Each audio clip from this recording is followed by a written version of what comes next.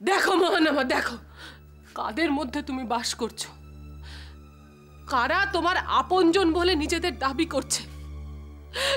তোমার দুঃখ নিয়ে কারোর কোনো মাথা ব্যথা নেই, যে যার নিজের কাহিনী শুনিয়ে যাচ্ছে। বোন, বোন কোথায় তুমি? তুমি কি স্বর্গ থেকে দেখতে পাচ্ছ মর্তে কি হচ্ছে? তোমার নিরীহ অসহায় সন্তানের উপর সবাই কি রকম অত্যাচার করছে। হে ঠাকুর, আমাকে এই সবই দেখতে হচ্ছে এখানে থেকে। আমায় কেন তুলে নিলে না? হে ঈশ্বর,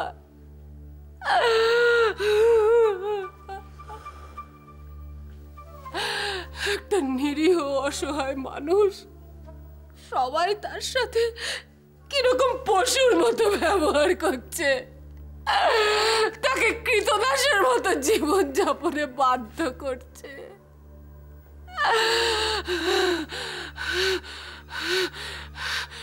দোষ করলো কারা আর কথা শুনতে হচ্ছে কাকে? ঠিক আছে, অনেক বলেছেন আপনারা, আপনাদের আতিথেয়তার আমার কোনো প্রয়োজন নেই। আমি এ দেশ ছেড়ে চলে যাব। মাসুমা, তুমি চিন্তা করো না মহানামা, আমি তোমাকে নিয়ে যাব।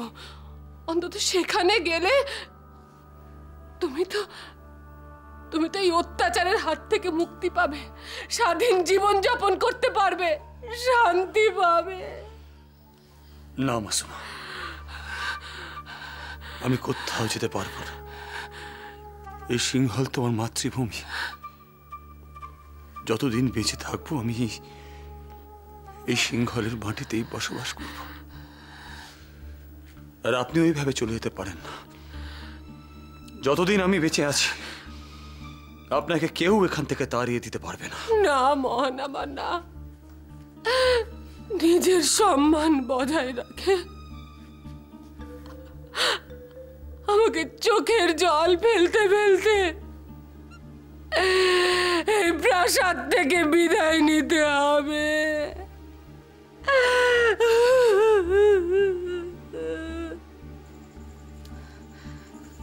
রাজিমা, রাজিমা, এই পরিবারের বধূ হিসাবে আমি আপনাকে অনুরোধ করছি, দয়া করে মাসুমাকে যেতে দেবেন না। রাজিমা, রাজিমা, কিছু একটা করুন, উনার এই কান্না থামান, না হলে এই করুণ সঙ্গীত চলতেই থাকবে। আর আমার স্বামী, উনার রক্তক্ষরণ হতে হতে উনি দুর্বল হয়ে পড়বেন। সমৃদ্ধি, আমার এই আর্তনাদ তোমার কাছে করুণ সঙ্গীত বলে মনে হচ্ছে?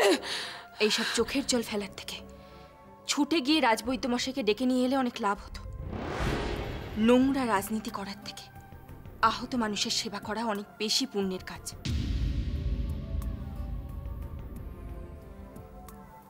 দেবী গোদাবরী এ প্রাসাদে থাকতে পারেন, আমার কোনো আপত্তি নেই। উনি যতদিন খুশি এখানে থাকুন, মহান আমার অভিভাবক হিসেবে। ঐশিকা, তোমারও নিশ্চয়ই একই মত? হ্যাঁ রাজিমা, আপনি ঠিকই বলেছেন। তাহলে চলো, আর দেরি করে লাভ নেই, রাজবৈদ্যকে খবর দিতে হবে। চলো।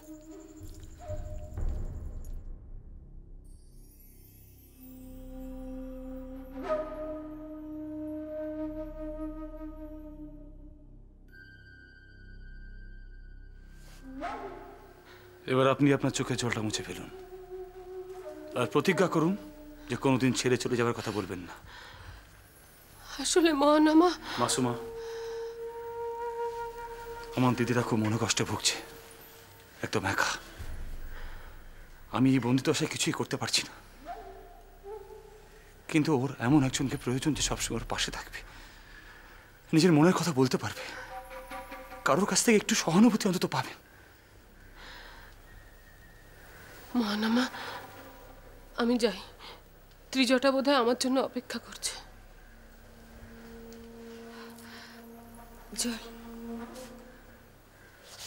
এসব নাট্য চর্চার কোনো প্রয়োজন নেই।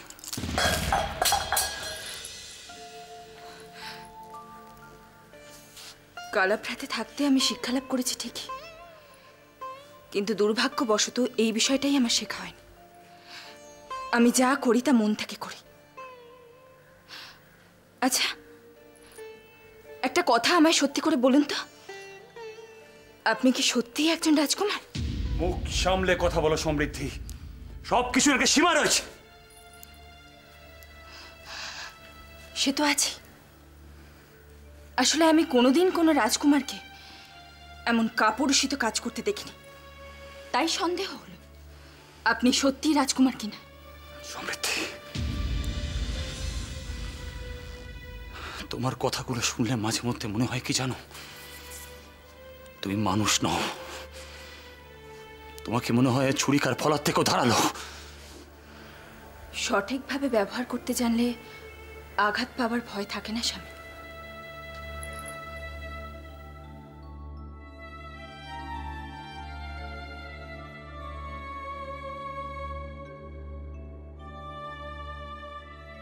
আর সঠিক উদ্দেশ্যেও ব্যবহার করতে জানতে হয়।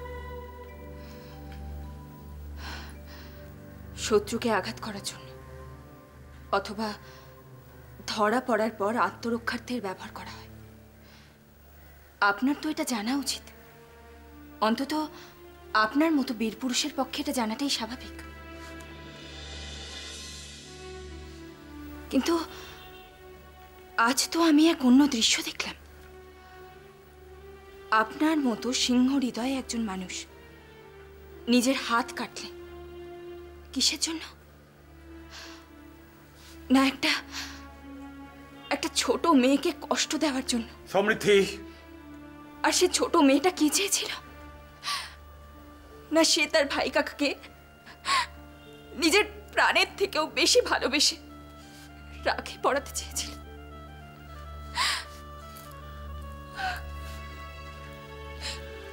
স্বামী, আমার আপনাকে মাঝে মাঝে বড় অচেনা লাগে। এই পরিবারের কারোর সাথে, কোনো মানুষের সাথে আপনার কোনো মিল নেই। আশ্চর্য, মহারাজের থেকে আপনি এত আলাদা কেন বলুন তো? মানুষকে চিনতে কখনো কখনো একটা জীবনও কম পড়ে যায়। আর তুমি ভাবলে কি করে দুদিনের মধ্যে তুমি আমাকে চিনে ফেলতে পারবে? চেনার আর কি বাকি আছে স্বামী?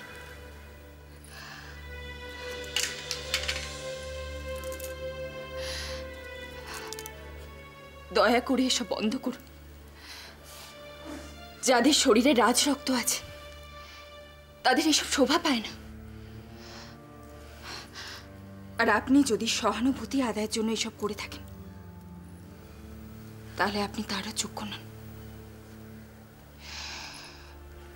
যা হওয়ার তা হয়ে গেছে স্বামী। এবার দয়া করে আপনার সম্মান নিয়ে আপনি বাঁচতে শিখুন। তার সঙ্গে আপনি আপোষ করবেন না। পৃথিবীতে যার সম্মান নেই তার বেঁচে থাকার কোনো অধিকার নেই। বেরিয়ে যাও এই মুহূর্তে। তুমি এখান থেকে বেরিয়ে যাওয়ার জীবনে তোমার মুখ দর্শন করতে আমি চাই না। বেরিয়ে যাও। রাজবৈদ্যমশাই আসুক, আমি বেরিয়ে যাব। আর আপনাকে মুখ দেখাবো কিনা সেটাও আমিই ঠিক করব। কারণ আপনার মতো একজন কাপুরুষের নির্দেশ পালন করার কোনো বাসনাই আমার নেই।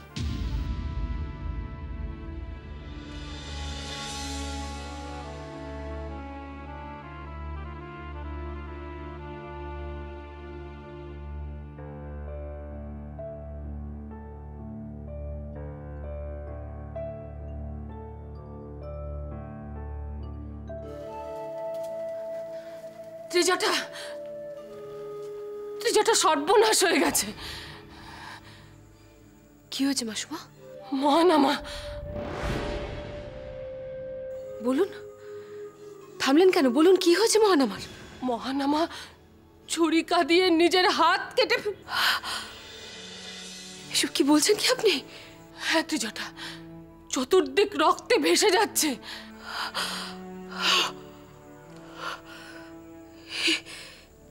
তুমি কি করলে ভাই? তুমি নিজেকে এইভাবে? আর কি করতে পারে বলো তো? দিনের পর দিন তাকে নজরবন্দি করে রাখা হয়েছে।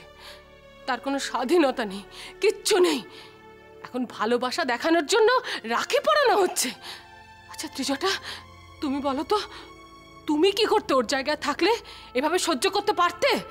তবু আমি বলবো মাসুমা, এইভাবে মহান আমার নিজের ক্ষতি করা উচিত হয়নি। আমি এক্ষুনি তার কাছে যাব, তাকে গিয়ে বোঝাবো, তার শুশ্রূষা করব। দাঁড়াও ত্রিজটা, আমায় যেতে দিন মাসুমা। ভাইয়ের এই অবস্থায় আমার তার কাছে যাওয়া। শোনো ত্রিজটা, মহানামা নিজেকে নিজে ঠিক সামলে নেবে, কিন্তু তুমি কি করবে সেটা তুমি একবার ভাবো।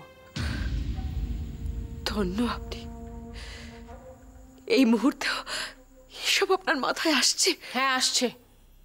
তার কারণ আমি তোমাদের দুজনকে ভালোবাসি। আমি মহানামাকে মুক্ত দেখতে চাই, আর তোমার মুখে হাসি দেখতে চাই।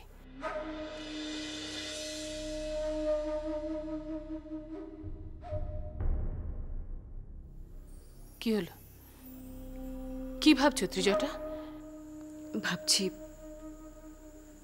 আমার মুখের হাসি, সুখ, স্বাচ্ছন্দ্য, নিরাপদ আশ্রয়, এসবের বিনিময়েও কি কোনোভাবে আমার ভাইকে মুক্ত করা যায়? তুমি কি বলতে চাইছো বলো তো? আমি এই প্রাসাদ ত্যাগ করে চলে যাব মাসুমা। কি বলছো ত্রিজটা? ঠিকই বলছি মাসুমা। আমি আমার ভাইয়ের জন্য অপয়া। হয়তো আমার কপালের দোষেই আমার ভাইকে এত দুর্ভোগ সহ্য করতে হচ্ছে। আমি চলে গেলেই দেখবেন তার দুর্দিন কেটে যাবে। হয়তো কিছুদিন পরেই সে সিংহাসনে বসবে। তুমি পাগল হয়ে গেছো ত্রিজটা। না মাসুমা, পাগলামোর এখন আপনি কিছুই দেখেননি। তবে এবার দেখবেন,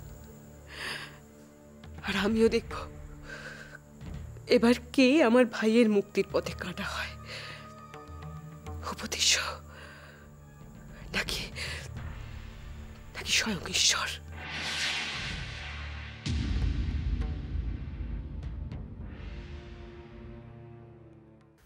আজ আমি তোমাদের ভগবান বিষ্ণুর 10 অবতার সম্বন্ধে কিছু বলবো। আমরা জানি আচার্যদেব, ভগবান বিষ্ণু বারে বারে অবতার রূপে পৃথিবীতে অবতীর্ণ হয়েছে, আর মানুষ ও মানব সভ্যতাকে ধ্বংসের হাত থেকে রক্ষাও করেছে। তুমি ঠিকই বলেছ, কিন্তু কেন এই 10 অবতার, কি তাদের বিশেষত্ব, তা কি তোমরা জানো? তাহলে আমি বলি, শোনো। ভগবান বিষ্ণু 10 অবতার যুগে যুগে এই পৃথিবীতে অবতীর্ণ হয়েছিলেন শান্তি প্রতিষ্ঠার উদ্দেশ্য নিয়ে। শুধু একজন অবতার এখনো অবতীর্ণ হননি, তার নাম কল্কি। কল্কির ব্যাপারে আমি পরে বলবো। তার আগে প্রথমেই বলি, প্রথম অবতার মৎস্য। মৎস্য যিনি মহর্ষি মনুকে রক্ষা করেছিলেন এবং মূল্যবান বৈদিক পুঁথিপত্রকে ধ্বংস হয়ে যাওয়ার হাত থেকে বাঁচিয়েছিলেন। দ্বিতীয় অবতার হলেন কূর্ম, অর্থাৎ কচ্ছপ, যিনি দেব ও দানবদের সমুদ্র মন্থনে সাহায্য করেছিলেন। তুমি তো চেয়েছিলে আমাকে রাখি পড়াতে, তাই না?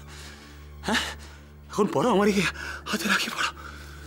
কিন্তু কোন হাতে পড়াবে বলো তো? এই হাতে? এই হাতে না, এই হাতে। না।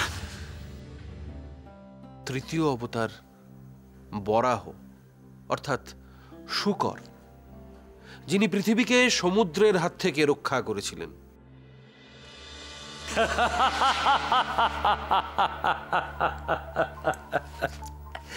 খনা, তুমিও পারলে না, তুমি পারলে না আমাকে হারাতে। আমি সেই রাজকুমার মহান, আমার সিংহলের বীর শ্রেষ্ঠ, এখনো আমি ততটাই বীর। তুমি আমায় কোনোদিনও হারাতে পারবে না, কোনোদিনও হারাতে পারবে না তুমি।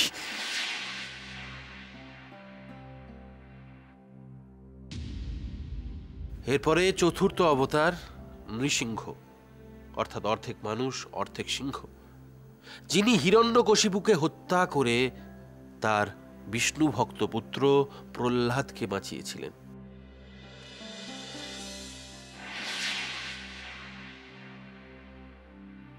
খনার যা মানসিক অবস্থা তাতে আমার একটুও ভালো লাগছে না। অবশ্য ওর মানসিক অবস্থা আজ এরকমই হওয়াই তো স্বাভাবিক। আজ যা হয়েছে তাতে তো যে কোনো মানুষই বিপর্যস্ত হয়ে পড়বে। আমার কি একবার খনার সাথে কথা বলা উচিত? না না, এ তো একান্তই ওর পারিবারিক ব্যাপার। দেখো, তোমরা যদি বিশেষভাবে লক্ষ্য করো তাহলে বুঝতে পারবে এই দশাবতারের সঙ্গে বিবর্তনের এক অদ্ভুত মিল রয়েছে। প্রাণের সৃষ্টি হয়েছিল জলে, আর দেখো প্রথম অবতার মৎস্য জলচর প্রাণী, তারপর জলের সঙ্গে স্থলেরও সৃষ্টি হলো, আর দ্বিতীয় অবতার কে এলেন? কূর্ম, অর্থাৎ কচ্ছপ, যিনি কিনা উভচর প্রাণী।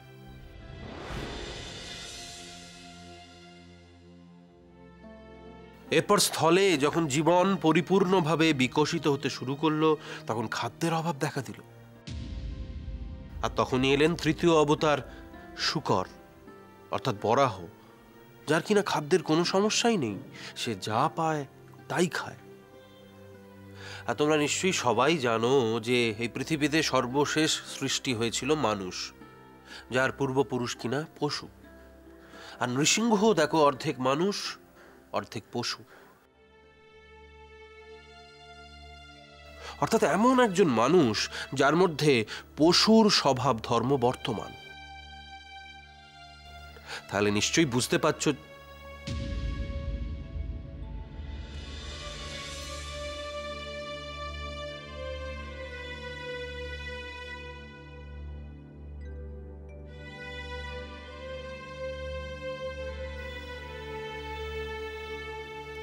খনা, এদিকে এসো।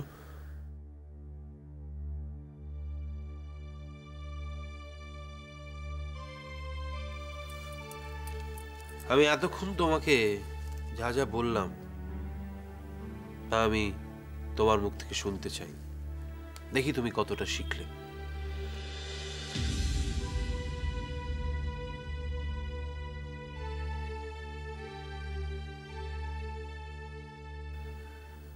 বিষ্ণু দশাবতার যুগে যুগে শান্তি প্রতিষ্ঠার উদ্দেশ্যে পৃথিবীতে অবতীর্ণ হয়েছিলেন। কল্কি এখনো অবতীর্ণ হননি। প্রথম অবতার হলেন মৎস্য, তিনি মহর্ষি মনুকে রক্ষা করেছিলেন। আর দ্বিতীয় অবতার হলেন বরাহ, তিনি দাঁড়াও,